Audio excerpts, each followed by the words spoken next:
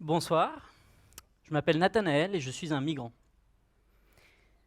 Entre l'âge de 5 ans et l'âge de 25 ans, j'ai vécu dans plus de 6 pays différents. Je suis né au Brésil, je suis allé au Mali, en passant par la Thaïlande, le Sri Lanka, le Maroc, et un jour arrivé en France. Et ça a été absolument une expérience incroyable. J'ai des amis maintenant du monde entier. J'ai vécu des expériences atypiques, très différentes. Ça, c'est moi qui vais à l'école. Et je sais qu'aujourd'hui, j'ai pris de mauvaises habitudes, c'est-à-dire qu'aujourd'hui, j'ai du mal à me poser. Et je ne rêve que d'une chose, c'est de la prochaine fois que je vais habiter à l'étranger. Je rêverais d'habiter en Thaïlande, de réhabiter en Thaïlande, pays dans lequel j'ai vécu plus de 7 ans et dans lequel je me sens réellement à la maison. De même, je pourrais faire n'importe quoi pour revivre au Maroc, pays que j'appelle de Brésil pas très loin, dans lequel j'ai retrouvé la joie de vivre et l'hospitalité qui caractérise si bien mon pays d'origine. Et aujourd'hui, j'aimerais parler avec vous de la raison pour laquelle je me suis senti si bien dans ces pays-là. La première raison, c'est tout simplement que je fais partie d'un type de migrants assez spécifique, qu'on appelle les expats. Mon père, donc, que vous voyez sur cette photo, a voyagé à travers le monde pour son travail. Il était ingénieur dans le développement. Et donc, nous, on l'a suivi. Et le titre d'expat permet de donner une certaine respectabilité aux personnes qui le portent, et donc indirectement à moi aussi. Et ça nous a vraiment aidé à être acceptés dans les pays dans lesquels on allait, parce qu'on nous reconnaissait la valeur ajoutée qu'a apporté mon père au sein de cette société. La deuxième raison pour laquelle je me suis senti si bien dans ces pays-là, c'est tout simplement parce que j'ai pu partir à la rencontre de ces pays. J'ai appris le bambara au Mali, le thaïlandais en Thaïlande, et j'ai pu du coup entamer de vraies rencontres avec la société. J'ai pu en apprendre plus sur les codes socioculturels, sur les fonctionnements de ces sociétés. Et ces rencontres, elles m'ont permis de développer un sentiment d'appartenance, de me sentir comme si ces pays, en fait, c'était chez moi, c'était Dunkerque, c'était Montpellier, c'était Paris. Je suis chez moi n'importe où. C'est pour ça que j'ai commencé à m'engager. Je sentais que j'avais quelque chose à rendre, que je devais remercier les pays dans lesquels j'habitais. Et cet engagement, il m'a amené ici, dans un village, Karen, dans le nord de la Thaïlande. Les Karen sont un peuple de Birmanie, persécuté en raison de leurs ethnies et de leurs différences, et qui pour beaucoup se sont réfugiés en Thaïlande. Et quelle a été ma surprise de voir que ces étrangers, ces migrants, eux n'étaient pas aussi bien accueillis que moi en Thaïlande. Eux étaient traités de tous les maux. On les accusait de venir prendre les emplois, de venir créer du crime, de venir créer des problèmes en somme.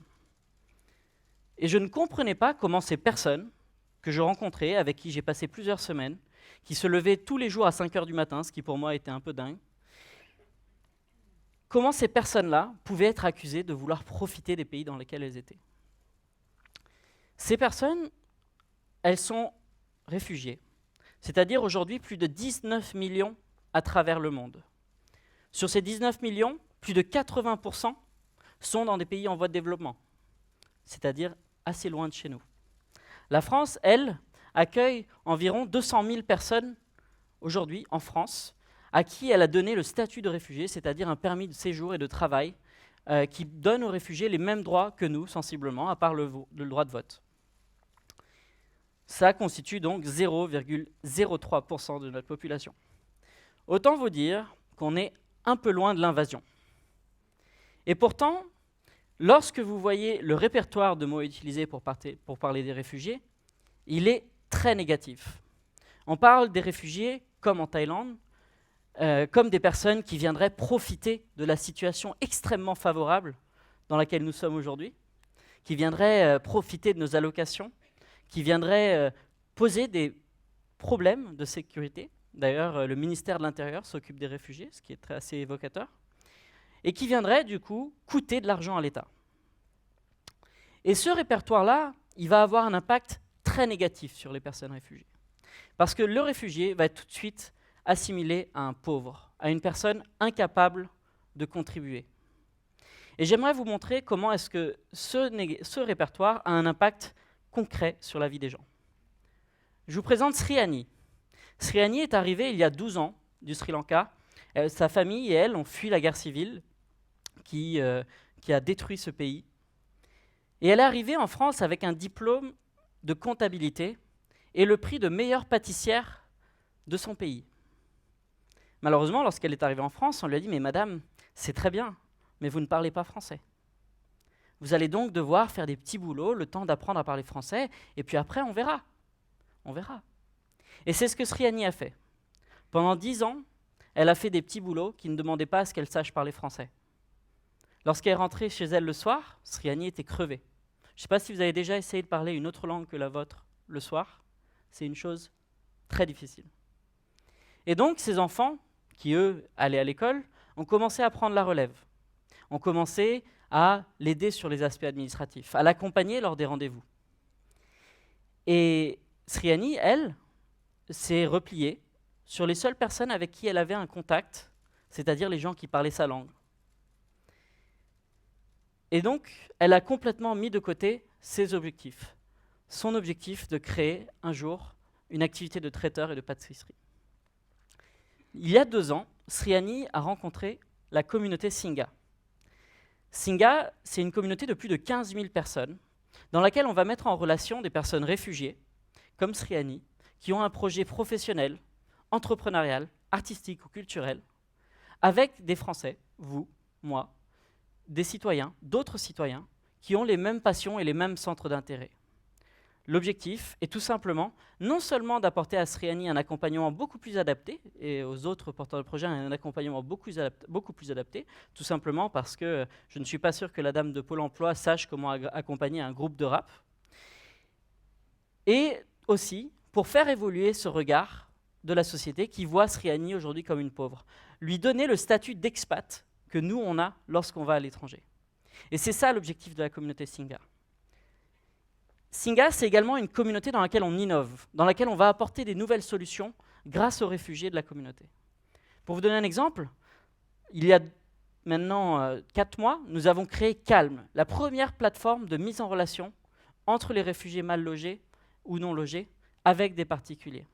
Et là, succès, quelque peu inattendu. En 2 mois, nous avons reçu plus de 12 000 propositions de logement dans toute la France. Une preuve, s'il en faut, que les Français aujourd'hui veulent s'engager sur cette question. Et cette idée, on l'a eue parce que nous avons rencontré Carlos. Carlos, réfugié colombien, qui aujourd'hui est président de Singha, qui nous a raconté que justement, lorsqu'il est arrivé en France, il avait passé 2 ans dans une famille et que cette expérience l'avait aidé à apprendre le français, à mieux comprendre la société dans laquelle il se trouvait et à développer un réseau social et professionnel, chose qui est très importante.